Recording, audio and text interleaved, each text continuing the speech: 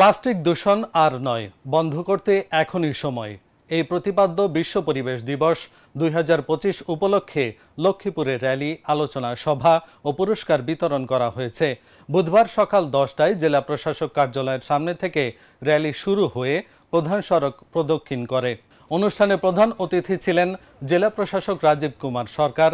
অতিরিক্ত জেলা প্রশাসক জেপি দেওয়ানের সভাপতিত্বে বিশেষ অতিথি ছিলেন লক্ষ্মীপুর পৌর প্রশাসক মোহাম্মদ জসিম উদ্দিন, অতিরিক্ত পুলিশ সুপার মোহাম্মদ রেজাউল হক প্রমুখ।